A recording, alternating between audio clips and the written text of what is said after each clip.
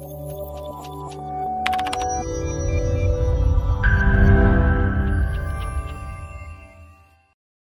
billahi mineşşeytanirracim. Bismillahirrahmanirrahim. Elhamdülillah ve salatu vesselamu ala Resulillah. Hazır uğulat az gürümkasını kötürөбүз. Mehrimdi urayымды Аллах Тааланын аты менен баштап жаратканга мактоолор, пайгамбарыбызга салам салаваттар айтып, урматтуу апалар, эжелер, кош келипсиздер. Пайгамбар саллаллаху алейхи ва салламдын куттуу хадиси менен баштоодун туура көрүп турам. Пайгамбар саллаллаху алейхи ва саллам «Мен лам яшкуриллах, аслам яшкуриллах». Кимде ким пендеге ыраазычылык айтпаса, ал Аллах Таалага ыраазычылык айта албайт дейт. Мына ушул жолугушуубузга себеп болгон дамылабызга, деги жана күмүш эжелерибизге Аллах Таала ыраазы болсун. Ошолор суранып, ошо чакырып, ана ушинтип келип жолугуп отурабыз. Кудайыма шүгүр, жана күйөөлөрүңүздөр, акалар келип кетти. Аябай жакшы сабак болду окшойт менимче.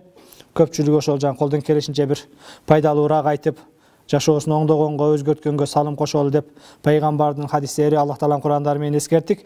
Анда эмесе азыр сабагыбыз сиздер менен бул жерде медресенин жанында, мечиттин жанында медресеңиздер бар экен, окуу борбордо окуган эжелер барбы, апалар? Көпчүлүгүңүз келип окуйт экенсиздер, айтча караганда. Мына ошол баштап илимге бир токтолсом болот, кандай кылсам башым айланып калды азыр. Тиги аксакалдар да заказ берип кетти анан сиздер жөнүндөчү. Мол темаларды айтып, биздин компьютерлерге ушул кесектери бар деп. Сиздер да жамандады. Биринчи сиздерге кылгам жакшы болмок экен, сиздер алардын кесектерин айтат элеңиздер. Бирок мен эркек катары алардын кесегин билип өзүм эле айттым. Сиздердин атыңыздарданчы. Азыр эми ошолордун заказы боюнча азыр несин сүйлөгөнгө баш айланып атат. 1,5 сааттын ичиге баарын тыкканга аракет кылабыз. Эң эле ооланда ошол ыхластуулук жөнүндө баштасак. Же илим жөнүндө баштап туруп анан ыхластуулук өтүп кетсем экен. İlim жөнүндө баштап туруп өтүп кетейик, туура айтасыз, ооба, кыскача. Бисмиллахир-рахманир-рахим. Элхамдулилlah ва салату вассаламу аля расулилlah. Жараткан Аллах Таала кереметтүү Кур'анда, Кур'ан аяттарында "Кул хал яставиллазина я'ламуна ва лазина ла я'ламун, иннама ятазаккару улул албаб." Айткан ey Мухаммад, билгендер менен билбегендер тең болобу, бирдей болобу? Чындыгында Аллах Таала кереметтүү Кур'анда бирдей болобу деп суроо түрүндө кайрылганы бирдей эмес деген сөз. Билгендердин даражасы башка, билбегендердин даражасы башка. Иннама ятазаккару улул албаб, акыл ээлери, илимдүүлөр гана өрнөк алат, үлгү алат. Иннама яхшаллаха мин ибадихи ал-улама, Фатир сүрөсүнүн 28-аяты. Чындыгында Кудай Тааладан илими барлар коркот дейт. Кудайды тааныгандар, пайгамбарды тааныгандар, намаз окугандар коркот. Пайгамбар саллаллаху алейхи ва саллям өзүнүн куттуу хадисинде "Мен салака тарикан ялтамису фихи илман, сахалаллаху лаху тарикан илал жанна." Кимде ким илим талап кылып көчөгө, жолго чыга турган болсо, сиздер сыяктуу барып дамыла кепти деп сөзүн угуп келейин деп жолго түшө турган болсо, сахалаллаху лаху тарикан илал жанна, Аллах Таала ал адамдын бейишке бара турган жолун жеңил кылат дейт. Илим жолу, хадис угайлы, дин үйрөнөлү, барып суроолорубузга жооп алып келели деп, ыймандашып келели деп келгениңиздер, бул мына ошол бейиш жолуна кадам таштап келгениңиздердин бир белгиси экен. Пайгамбар өзүнүн куттуу хадисинде "Ваинал малаика ла тадаважнахатаха ли талабил илм." Чындыгында периштелер канаттарын илим үчүн келген эжелердин, студенттердин тамандарын жана таманына канатын төшөйт. Не үчүн? Мына ошол кылган нерседен ыраазы болуп, ошол нерсенин урматтуу экендигин түшүндүрүш үчүн. Faman zuhziha anin nar wa udkhila al-janna faqad faz wa mal hayatud dunya illa mata'ul ghurur. Kimde kim tozoktон алыстанылып, бейишке жакындатылса, бейишке карай бет алса, тозоктон ары болуп, бейишти көздөй жөнөй турган болсо, faqad faza, чындыгында ийгиликке жетти. Wa mal hayatud dunya illa mata'ul ghurur. Бул дүйнө бир азын оолак пайдалана турган бир убактынчалык нерсе дейт. Урматтуу эжелер, апалар, сиздерге айтайын дегенибиз, дүйнө кыска экен, убактылуу экен. Ансыз да мына алдын катарда апаларыбыз олтурат. Эгер өткөн күндөргө көз чаптыра турган болсок, канчалаган өмүр өттү, бирок эгер барактап, тизмектеп бердей турган болсок, 1 сааттай, 1 жумадай өтө бир аз убакытта өтүп кетти. Эртең кыяматка барганда дагы мына ошол Аллах Таала канча жашадың, канча өмүр кечирдиңер десе, лабисна яуман ау бa'da yawm, bir күнбү же bir күндүн bir бөлүгүчө жашадык деп айтат дейт. Анткени бул дүйнө аябай аз, аябай бат өтө турган мына ушундай бир убактынчалык дүйнө. Эң узак жашаган 1200-1300 жыл жашаган пайгамбарлар болгон. Мына ошолордун бирөөсүнөн "Кайфа важатта дүйнө, сен өтө көп жашадың. Дүйнө кандай экен? Тажап кеттиңби? Жадап кеттиңби? Кандай экен дүйнө?" десе, "Важаттуху байтун бабан экешиктүү үй сыяктуу элестеттим. Бирөөсүнөн кирип, бирөөсүнөн чыгып кеткендей болдум, ортосунда токтогонго мүмкүнчүлүгүм болбоду дейт. Бул кыска дүйнөдө пайдалуу жана пайдасыз ар ким өмүр өткөрөт экен, жашоо кечирет экен, бирок көпчүлүк учурда биз мына ошол пайдасыз тармагы менен буга чейин өткөрүп бердик. Биз пайдасыз тармагы менен, күнөө тармагы менен, гыйбат тармагы менен, мына ошол Алланын ибадатынан алыс болгон абалда, Алланын шариятына моюн сунбаган абалда кээ бирибиз 30 жылыбызды пропуска этет, кээ бирибиз 40 жылыбызды, кээ бирибиз 20 жылыбызды. Бирок эң негизги маселе мен айтайын деген маселе мына ошол бүгүн ойлонуп, ойгонуп, ошол нерсени моюнга ала турган учур келди. Бүгүн, о Раббим, мен билбестен 20 жылым өткөрдүм, 30 жылым өткөрдүм, 40 жылым өткөрдүм. Бирок бүгүн мен сени таптым, пайгамбарды таптым, Кур'анды таптым, илим таптым, устазамды таптым. Бүгүндөн баштап мен илим алам, намаз окуйм деп Кудайдын өзүнө кайтканда биз ийгиликке жеткенбиз. Пайгамбар саллаллаху алейхи ва саллям өзүнүн куттуу хадисинде куллу бани адама хаттаун. Бардык адам баласы ката кетирүүчү, ва хайрул хаттаина ат-таввабун. Ката кетиргендердин эң жакшысы тооба кылгандар, акылына келгендер, ойгонгондор дейт. Күнөө бардыгыбыздын башыбыздан өткөн. Күнөө кылбаган ким?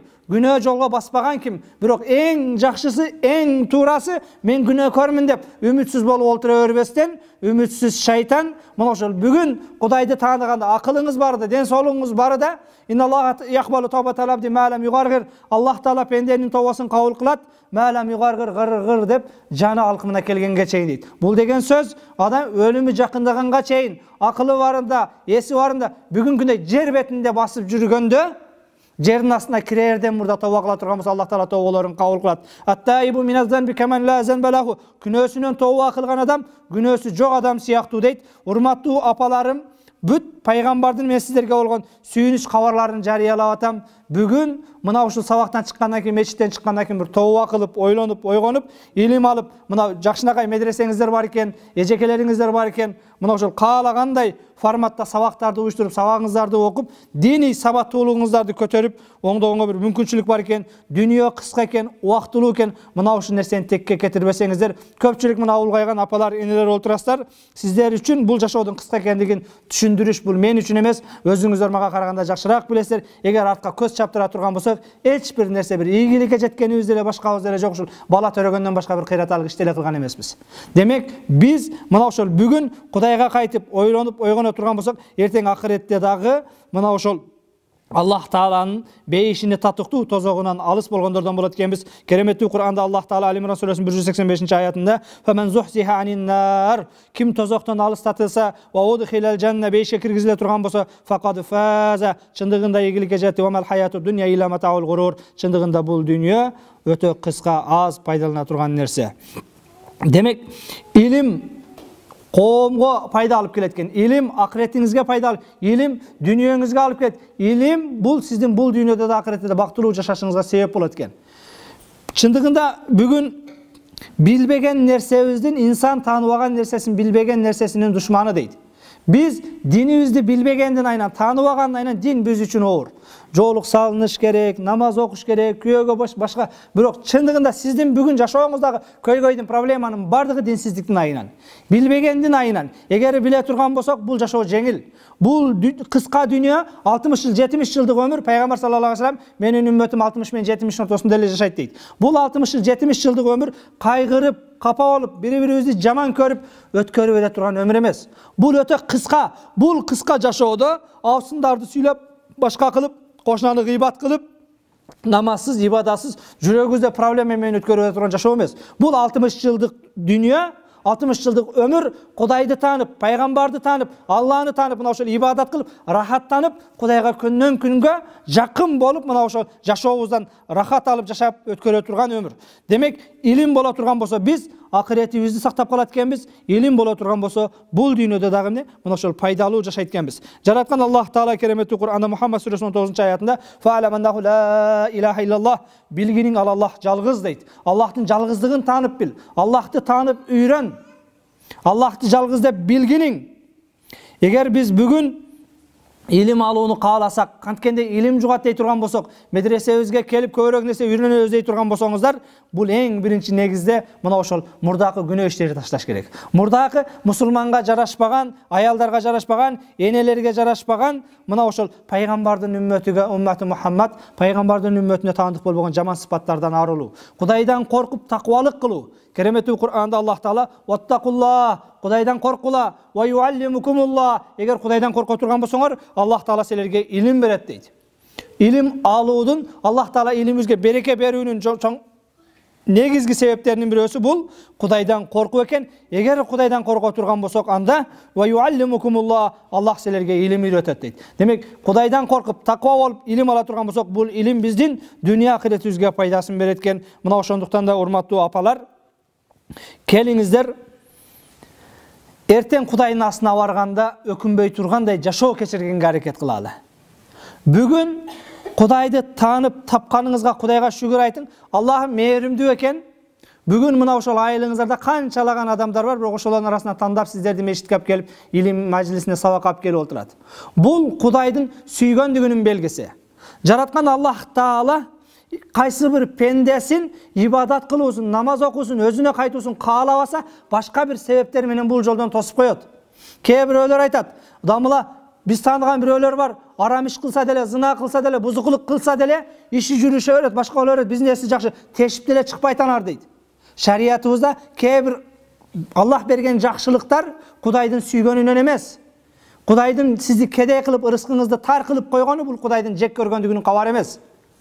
Кудайдын байлык бергени, бизнес берип ошол менен алек кылып койгону шариятыбызда истидраж деп коет. Бул адамды алаксытыш үчүн.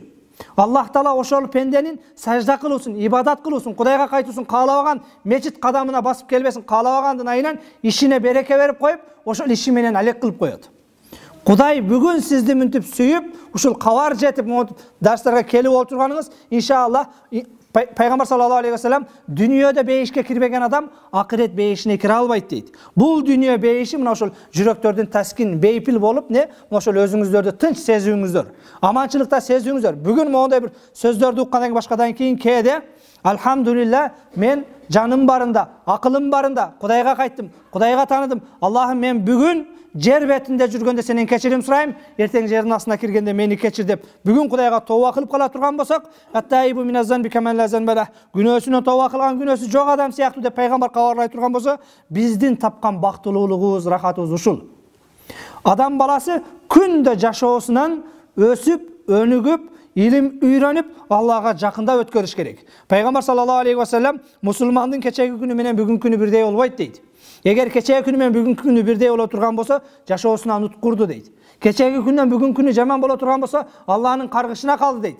Мусулман адам кече бир нерсе берсе, билсе, бүгүн эки нерсе билиш керек. Бүгүн эки нерсе билсе, эртең үч нерсе. Күндөн күнгө мусулмандын жашоосунда өнүгүү, өсүү болуш керек. Бул өзгөчө сиздер сыяктуу мондой эжекелери, медресеси бар эжелер, апалар, мындай имамы бар жердегилер көбүрөөк ошол илим алып башка кылып, жашооңуздарды башканы үйрөнсөңүздөр, мына ушул сиздер үчүн эң чоң неемат. Анан илим талап кылып жүрүп, бүгүн көпчүлүк учурда Кудайыма шүгүр, мен билгенде мына ошол эң көп ноокатта болсо керек, апалардын жана курстары, сабактары, Кур'ан окуу сабактары башкалары, мына ошол көбүнчө катышып башка болуп күбө болгонубуз жөнүндө айтып атканым. Мына ушинтип 60ка киргенде, 70ке киргенде ачки тагып алып көзүм жетпейт деп, бирок Кур'ан окууну баштаган апаларды көргөндө сүйүнөбүз. Анткени пайгамбар саллаллаху алейхи ва саллям кимде ким илим талап кылып, үйрөнөм деп жүрүп, Кур'ан жаттайм деп жүрүп өтүп кете турган болсо, кыяматка чейин мына ошол кабырында периштелер окутат, жаттатат дейт. Бүгүн биздин апалар, алхамдулилла, сиздер моментемне неберелерди караганча башкача, мына ошол онлайн болсун, башкасы болсун, мына ошол бүгүн Кур'анга сабакка аракет кылып, көп жерлерде апалар группалары, энелер группасы деп онлайнда дагы, офлайнда дагы, мисалы үчүн ошто биздин медреседе дагы мына ошондой 70 жашка чейинки апалар медреселери бар. Мына ошентип апалар бүгүн жаныңыздар барында, акылыңыздар барында, зрение кетсе дагы, акыл кетсе дагы, бирок үйрөнөм деп аракет кылгандыгыңыздар бул пайгамбар саллаллаху алейхи вассалам сүйүнчүлөгөн. Мына ошол эгер илим талап кылып жүрүп, үйрөнөм деп, окуйм деп, жаттайм деп жүрүп дүйнө менен кушайтып кете турган болсо, анда ал эртең кыяматка чейин периштелер кабырында окутат дейт. Илимдин фазилети мына ушунчалык экен. Инналлаха ва малаикатаху ва ахлус самавати вал ард хатта намла фи жахриха. Аллах Таала, периштелер, асман жердегилер, хатта намла фи жахриха. Керек болса периштелер өзүнүн кумурскалар өзүнүн ийининде, ва хаттал хут, киттер деңиз түбүндө, ла юсаллуна аля муаллимаин насил хайр, адамдарга жакшылык үйрөткөн, жакшылык үйрөнгөндөргө дуа кылат дейт. Демек, пайгамбар башка бир хадисинде хайрун нас анфаухум линнас, адамдардын эң жакшысы адамдарга пайдалуу болгону дейт. Кээде биз пайдалуу боло албасак, зыян тийгизбегенге аракет кылышыбыз керек. Мына ушул өзүбүзгө кошкон салымыбыз. Кээ бирөөлөр бирөөгө жакшы сөзүн айта албайт. Бирок жакшы сөз, бирөөдү мактап, бир жумшак, жакшы жагын айта албасаңыз, анда жаман сөзүңүздү айтпай коюу бул өзүңүздүн акыретиңизге кошкон эң чоң салымыңыз болот экен. Жараткан Аллах Таала бул илим менен адам баласын шарапаттуу кылды, сыйлуу кылды. Өзүңүздөргө белгилүү болгондой, шайтандын шайтан болгону, иблис болуп каргышка калганы, бул мына ошол адамга сажда кыл дегенде сажда кылбай койгонунан. Бирок шайтан ошондо эмне үчүн сажда кылбай койду? Мен мындан жакшыракмын, мен кыйынмын. Шайтан илимдүүлүгүнөн сажда кылбай койду, илиминин текебердигинен сажда кылбай койду. Периштелер жараткан Аллах Тааланын буйругуна баш ийди. Алардын баш ийгендегисинин себеби мына ошол адам баласынын аларга караганда илимдүү экендигинен. Анткени Аллах Таала качан инсанды жаратканда, адам атабызды, бүтүндөй инсанияттын атасы болгон адам атабызды жаратканда, адам атабызды илим менен артыкчылык кылды дагы, периштелерге сажда кыл деди. Периштелер адам бул бизге караганда илимдүү экен деп сажда кылды. Анткени Аллах Таала периштелерге айтканда, периштелер: "О Раббим, жаратпай эле кой, биз сага ару айтабыз, биз сага тасбих айтабыз, биз сага ибадат кылабыз" дегенде, Аллах Таала: "Мен билем, силер билесиңер" деп, мына ошол асман жердин аттарын адам атабызга үйрөтүп туруп, анан периштелерден сураганда периштелер билбей коет. Андан кийин Адам алейхиссаламдан сураганда, атабыздан сураганда, бул асман бул жерде атап койгондуктан мен билемин, силер билбейсиңер деп, адам атабыздын ошол илимдүүлүгүнө моюн сунуп, периштелер сежде кылган. Адам баласы илим менен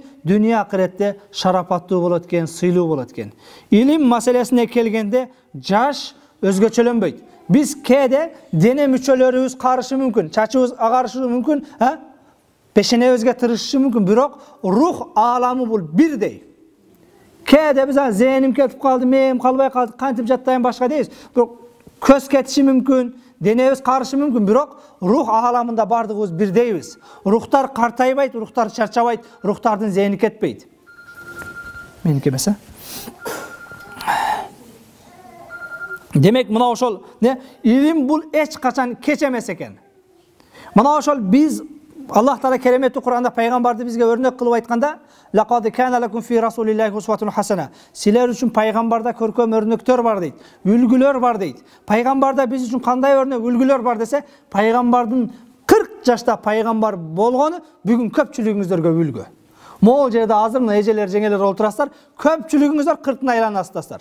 Бирок бүгүн 40-тын айланасыздар, бала менен болуп, башка менен болуп, башым кетти, нервим кетти дейбиз. Бирок дүйнөнү тозоктон куткарып калган, 5 тозоктун жаралуусуна себепчи болгон, бүтүндөй адамзатка бүгүнкү күнгө чейин бактылуулук тартуулап, жана кыяматка чейин дагы бактылуулук тартуулай бере турган, ушул жолду туткан, ушул жолду бизге көрсөткөн, үйрөткөн пайгамбар саллаллаху алейхи вассалам 40 жашында окуганды жазганды билбейт эле. 40 жашында окуганды жазганды билбейт эле. Жебрейил периште келип, "Икра", оку дегенде мен окуганды билбеймин. Мен окуганды билбеймин. Пайгамбар саллаллаху алейхи вассалам окуганды жазганды билбегендигин дагы бир себеби, кийин капырлар менен келишим түзгөндө дагы "Мин Мухаммаду Расулуллах", Аллахнын пайгамбары Мухаммадтан деп кат жазса, ал мушриктер, бул катыңа, буга биз бул дипломатияга кол койбойбуз. Анткени биз сени пайгамбар деп тааныбайбыз. Сен Абдулланын баласы Мухаммадтан деп жаз, Аллахнын элчисинен дебе. Аллахнын элчиси экениңе биз ишенгенибизди сен менен договор кыла алайык. Sen biz üçün қатардағы bir адамсың, Абдулланың баласы Мұхаммадтан деп жаз дегенде, пайғамбар саллаллаху алейхи вассалам Hazreti Ali'ге өчір Али, Allah'ın elçisi деген жеріндесі Hazreti Ali, мен Allah'ın elçisi деген жерде өчірбеймін, өчір албаймын, маға қолым барбайды дегенде, анда маға көрсет, мені өчірейін дейді. Пайғамбар өзінің аты фамилиясын жазылышын оқышын білген емес. Бірақ ошоны білбегеніменен, бірақ ошол 40 жашынан баштап үйреніп, оқып, мына ошол бүгін күнгө чейин илим, дин жеткизди. Пайгамбар саллаллаху алейхи вассалам дин үйрөнгөндө 17-те, 18-те бир зейни толук малында эмес эле. 40 жашында эң бир күчкө толгон, жашы улгайган, орто куракка келип калган маалда болчу. 23 жыл тынбаган эмгектин натыйжасында мына ошол бүгүн күнгө чейин бүтүндөй аял затын өзгөчө апаларды, кыздарды кандай кордуктан, зулумдан, аманчылыкка, бактылуулукка, сыйга, урматка алып чыгып, керек болсо бүтүндөй адамзат эңсеген бейишти, ал-жаннату тахта ахтамул уммахат, бейиш апалардын таманасында деп аялдарды канчалык жогорку деңгээлге чыгарды. Пайгамбар саллаллаху алейхи вассалам өмүрү менен 23 жыл дават кылып, коштошуп аткан учурунда дагы намазга бекем боргула, ас-сала, ас-сала, намазыңарды бекем кармангыла. Намаздан кийин эле үй бүлөңөргө, аялдарыңарга жакшы мамиле кылгыла дейт. Хиярукум хиярукум ли ахлиги ва ана хайрукум. Мен силердин эң жакшыңармын. Анткени мен үй бүлөмө жакшымын. Силердин да эң жакшыңар үй бүлөсүнө, аялына, бала чакасына жумшак болгондор, сылык болгондор дейт. Урматтуу апалар, аталар, илимдин кечи жок. Илимдин кечи жок. Кудайыма шүгүр, бүгүн биздин кыргыз молдолор, кыргыз устаздар, мага окшоп сүйлөгөнү да бар, олтуруп алып унчукпастан китеп жазганы да бар. Каалаган маалыматыңызды кыргыз тилинде тапсак болот. Мурдаракта мына ошол устаздар окуган доолорго эгер кайта турган болсок, фотоаппаратка тартып, кардонго чыгарып алып, ушинтип жаттайт элек, ушинтип окуйт элек дейт. Кыргызча маалымат деген түшүнүк жок. Арабча Кур'ан китептер болгон эмес, ошону айнан сүрөткө тартып алып окучубуз дейт. Жанагы фотоаппараттан чыгартып алып, картина кылып чыгартып алып. Бүгүн Кудайыма шүгүр, сиз кандай үлгүлүү аял болом деген болсоңуз, аялдар тууралуу, асыл аял сен асылсың. Же болбосо мына ошол ислам тарыхында алтын тамга менен жазылып калган пайгамбардын аялдары тууралуу дей турган болсоңуз, Хадича энебиз тууралуу, Фатима энебиз тууралуу, Айша энебиз тууралуу китептер мына ошол бардыгы тастыкталган туура маалыматтар менен жазылынган мына ошол маалыматтар толтура. Тилекке каршы бүгүн биз өтө бир өзү пайгамбар саллаллаху алейхи вассалам акыркы үммөт, үммөтү Мухаммад, пайгамбардын үммөтү бул икра, окуй турган, илим ала турган үммөт эле. Жараткан Аллах Тааланын биринчи буйругу оку, илим ал деди. Аллах Таала биринчи буйругу намаз, орозо, жоолук деген эмес. Демек, бул үммөткө эң баалуу нерсе бул илим алуу экендигин билдириш үчүн Аллах Таала биринчи оку дей турган болсо, кереметтүү Кур'анда пайгамбарды Аллахтан сурай турган дуа үйрөткөндө дагы вакур робби зидни илма, о Роббим илимимди көбөйт деп сураган дейт. Пайгамбар Аллах Тааладан сураганда байлык, бийлик, мансап, ден соолук сураган эмес. Аллах Таала өзү буйрук берип, Мухаммад, менен сурай турган болсоң, илимиме илим кош дегин дейт. Эгер илимден башка баалуу, кадырлуу нерсе болгондо, пайгамбар саллаллаху алейхи вассаламга Аллах Таала ошону сура дейтиле. Аллахтын астындагы эң баалуу нерсе бул илим боло турган болсо, жараткан Аллах Тааланын дагы бир сыпаты алим, барын билүүчү. Барын билүүчү деген сыпаты демек бул жараткан Аллах Тааланын астындагы эң даражалуу нерсе бул илим алуу, илим үйрөнүү экен. Бирок мына ошол илимди кимден, кайдан, кантип деген маселеде Кудайыма шүгүр бүгүн көп айылдарда сиздерде бар мүмкүнчүлүк, возможность жок. Бүгүн кыш абасы башка, үйлөр суук, кошунанын үйүнө башкага, эжекенин үйүнө эч ким киргизбеши мүмкүн. Көөсү жаман көрөт, кайнеси жаман көрөт. Бирок силерде монда өзүңөр медресеңер башкаңар бар экен, саатын белгилеп алып келип окуп атат экенсиздер. Мына ошону дагы да жандандырышыңыздар керек.